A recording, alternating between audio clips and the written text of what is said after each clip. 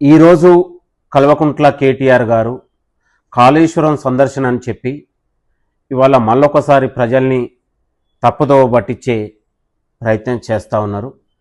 కాళేశ్వరం కుంగుబాటుకు 1,00,000 కోట్ల ఉన్నటువంటి కాళేశ్వరం ప్రాజెక్టులో పెట్టి తెలంగాణ ప్రజల నోట్లో మట్టి కొట్టి ఇవాళ అవినీతి అక్రమాలకు పాల్పడినటువంటి మీరు ఆ కాళేశ్వరం ప్రాజెక్టులో దూకి తెలంగాణ ప్రజలకు తప్పయింది క్షమాపణ చెప్పి మా నిర్వాహకం వల్లే మా దోపిడీ వల్లనే ఇవాళ కాళేశ్వరం కానీ కుంగుబాటుకు లోనైందని తెలంగాణ ప్రజలకు ముక్కు నేలకు రాసి కేటీఆర్ క్షమాపణ చెప్పాలని డిమాండ్ చేస్తా ఉన్నాం.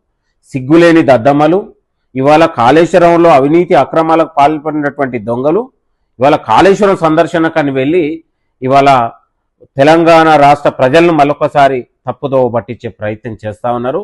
నువ్వు కాళేశ్వరంలో దూకినా లేకపోతే రోడ్డు మీద పడి చచ్చినా తెలంగాణ ప్రజలు నిన్ను నమ్మే పరిస్థితి లేదు.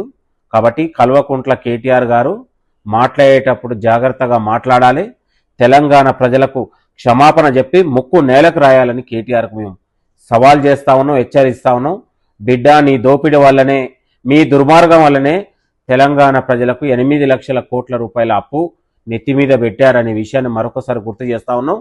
ఇవాళ మా ముఖ్యమంత్రి రేవంత్ రెడ్డి గారు 30 నెలలుగా తెలంగాణ రాష్ట్ర అభివృద్ధి కోసం తెలంగాణ రాష్ట్ర ప్రగతి కోసం అపర్నిశలు కష్టపడి ఇవాళ మీరు చేసిన అప్పులను కడుతూనే తెలంగాణ సంక్షేమం కోసం తెలంగాణ అభివృద్ధి కోసం పాటు పడుతున్నటువంటి ఏకైక ఒక ముఖ్యమంత్రిగా దేశ చరిత్రలోనే తెలంగాణ రాష్ట్ర యొక్క అభివృద్ధిని ప్రపంచ దేశాలకు చాటే విధంగా ముఖ్యమంత్రి గారు పనిచేస్తా ఉన్నారు.